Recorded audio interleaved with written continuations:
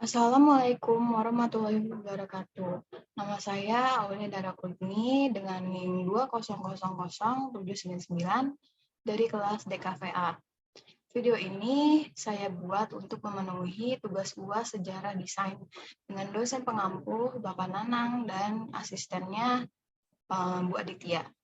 Pada kesempatan kali ini saya akan membahas topik tentang polystyle. Baik, langsung saja ke penjelasannya ya.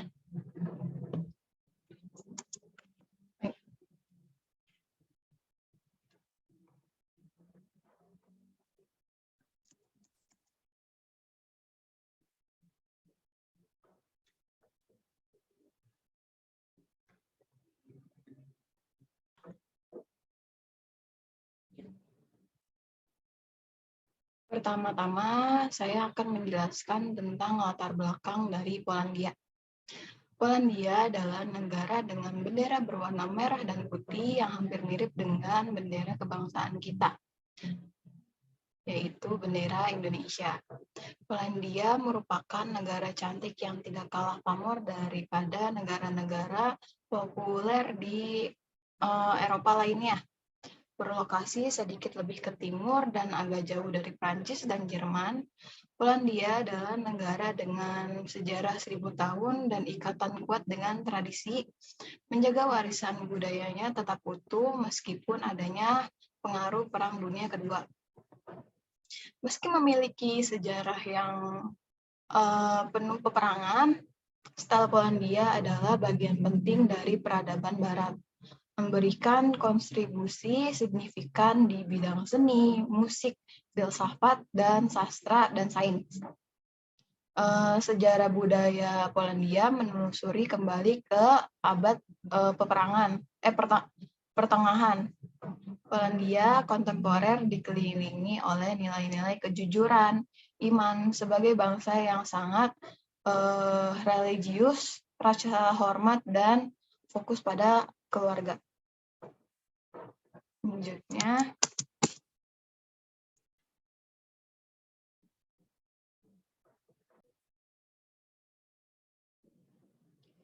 di sini saya sudah membuat timeline polystyle.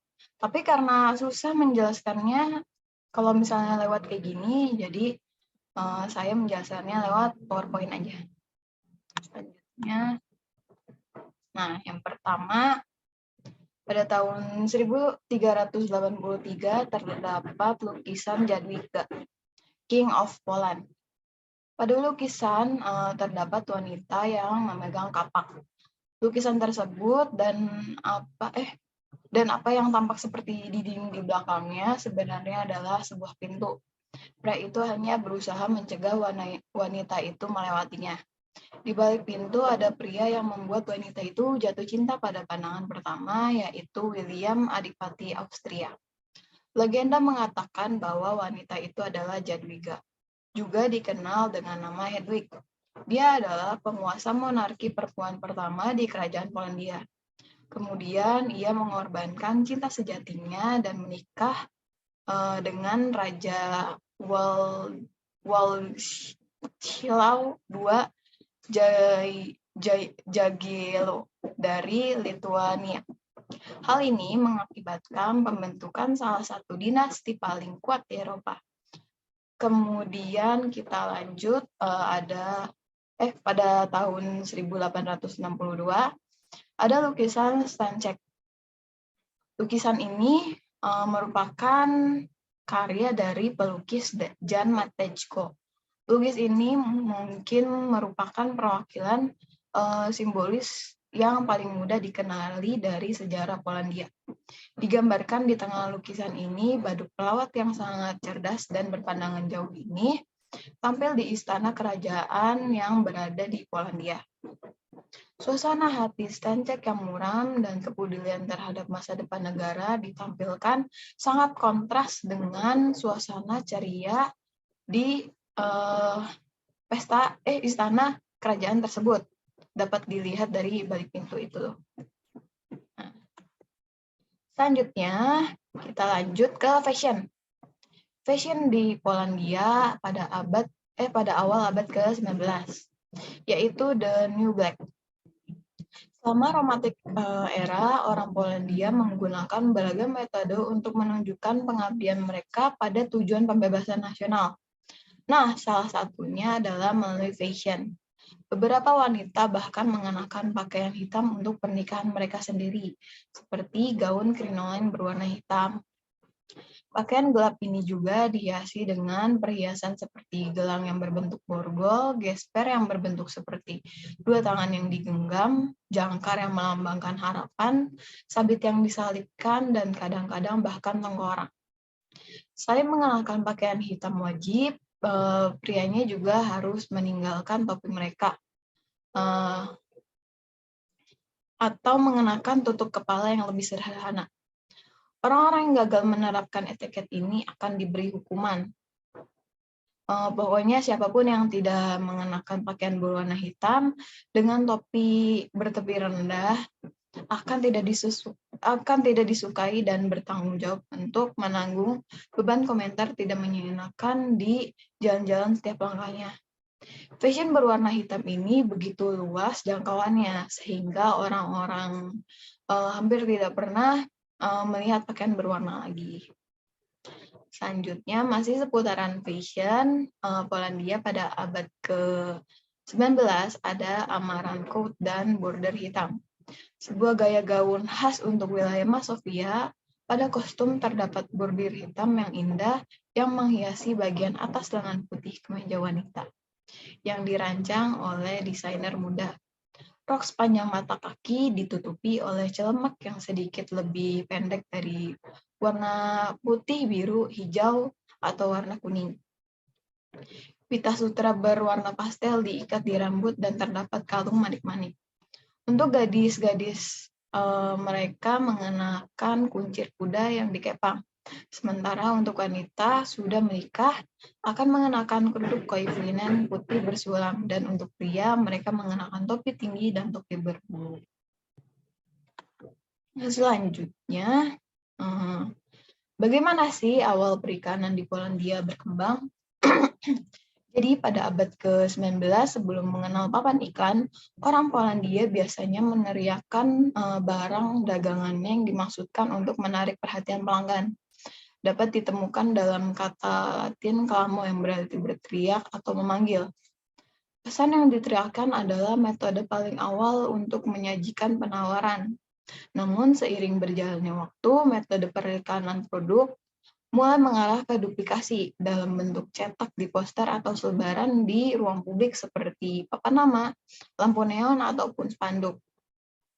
Kota-kota besar yang berkembang dengan jumlah populasi yang terus meningkat menjadikan Warsawa sebagai pusat perdagangan.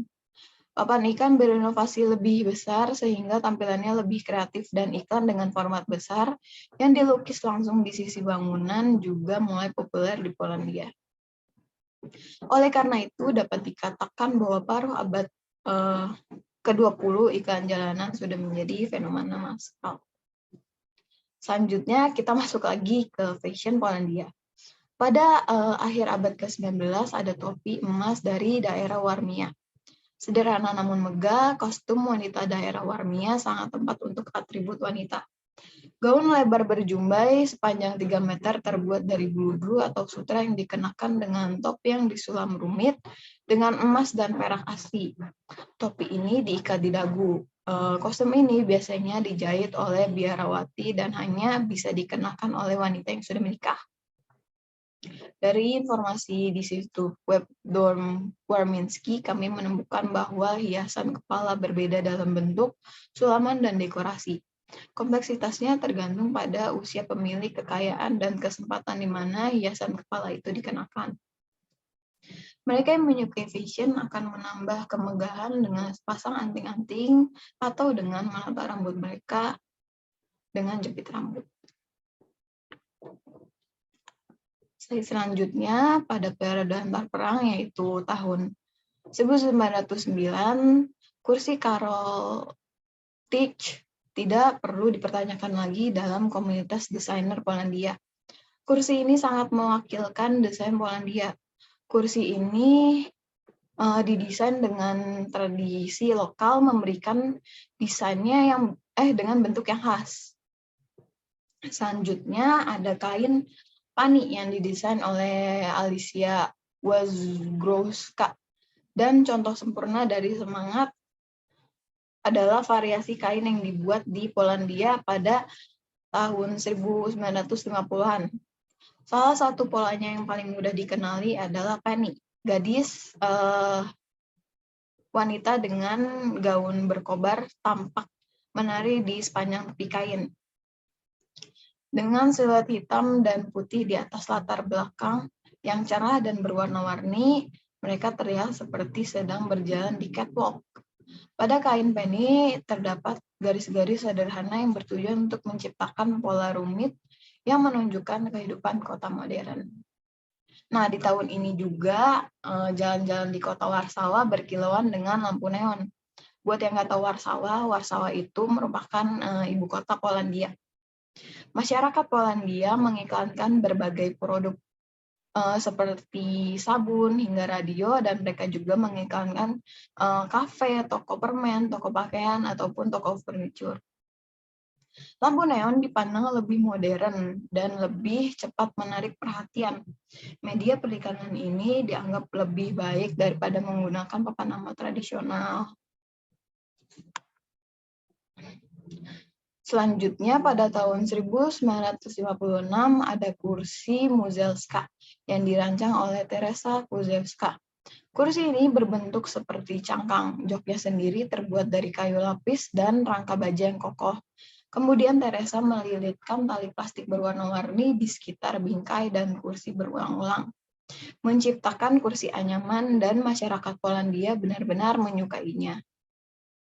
Kursi ini kemudian booming pada tahun 1956 dan menjadi ikon desain Polandia. Pada tahun ini juga ada patung Kiwi yang dirancang oleh Lubomir Tomaszewski. Pada tahun ini, tren global baru dalam desain datang ke Polandia, yaitu desain organik.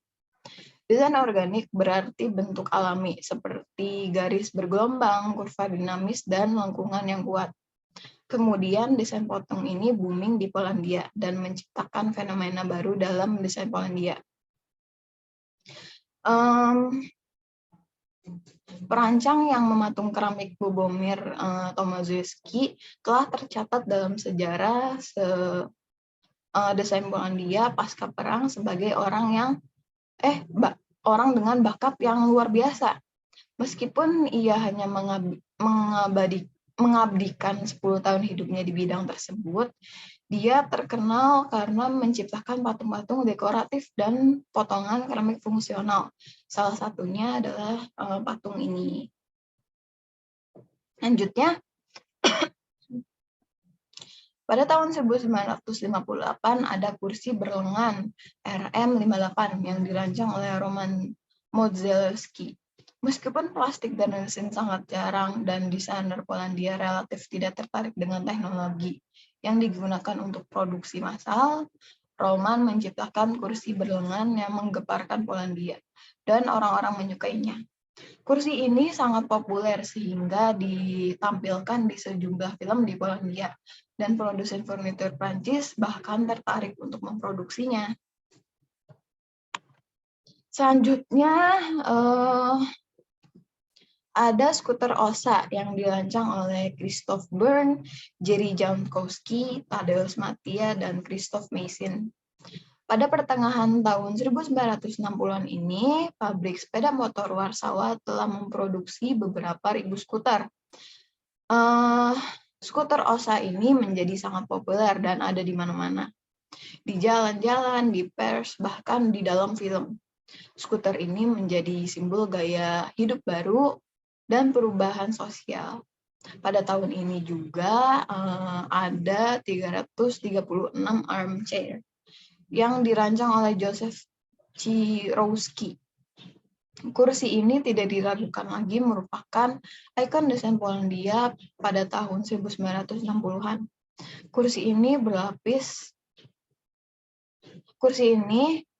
Kursi berlapisnya yang berbentuk trapesium dipasang pada struktur kayu yang sederhana dan ringan. Produsen furnitur menyukainya karena sangat mudah dibuat, sedangkan masyarakat umum menyukainya karena nyaman, estetis, dan terjangkau. Kursi ini biasanya ditemukan di kafe dan kamar di seluruh negeri. Nah, selanjutnya juga ada kamera Alpha pada tahun 1961 yang dirancang oleh Christoph Mason dan Olgierd Rutkowski.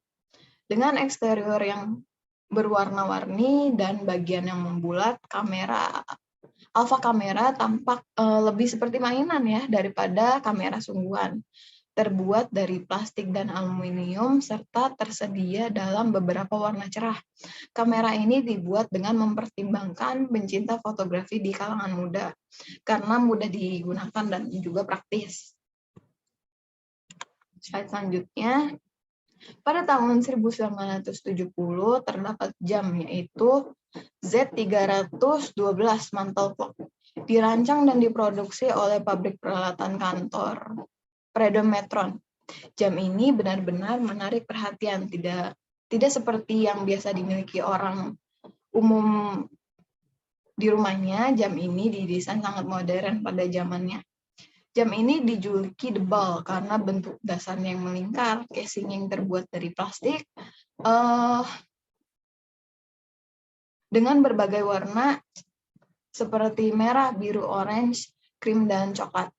Jam ini ringan dan mudah diatur dan tanpa diragukan lagi merupakan karya klasik desain Polandia tahun 1970-an.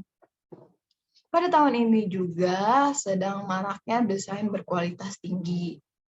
Sebagian besar bisnis di kota-kota di Polandia memiliki lampu neon atau papan tanda, mulai dari toko, restoran, hingga kantor redaksi, hotel, dan stasiun kereta api. Desain grafis yang disesuaikan dengan sempurna untuk memenuhi kebutuhan spesifik setiap tempat yang menggunakan bentuk iklan ini memiliki logonya sendiri yang unik dan dapat dikenali. Mendefinisikan merek yang tidak memerlukan komunikasi pendukung atau slogan. Lampu neon atau tanda dinyatakan sebagai logo Spolem, Orbis, atau Wedel, dirancang oleh desainer grafis terbaik dan dianggap klasik desain Polandia. Mural ikan sama menariknya, gambar dengan format besar yang dilukis pada bangunan saat ini sangat populer sebagai mode ekspresi artistik saat itu. Nah, kemudian yang terakhir ada Zabka Frogi yang dirancang oleh Malgorzata dan Wojciech Malolepsy dan Kazimierz Piotrowski. Maaf kalau penyebutannya salah ya. Pasangan suami istri ini, Malgorzata dan Wojciech Maleozi, bekerjasama dengan Kazimierz dan membuka studio desain mereka sendiri, yaitu Studio MP, dan di sanalah pada tahun 1987 mainan Frogi lahir. Mainan kayu adalah mainan anak-anak tercinta selama 20 tahun. Itu dijual di toko seni rakyat Kapelia di seluruh negeri dan diekspor ke luar negeri dan bahkan dijual ke IKEA Polandia. Mainan kayu yang bergerak dikenal dan hadir dalam budaya rakyat untuk waktu yang lama.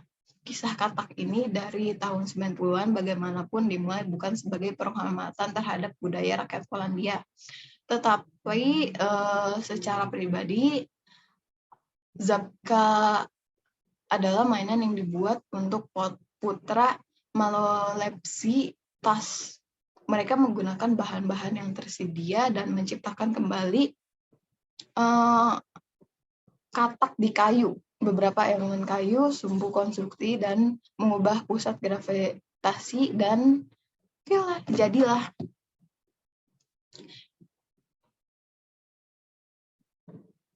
Setelah itu, oke lanjut.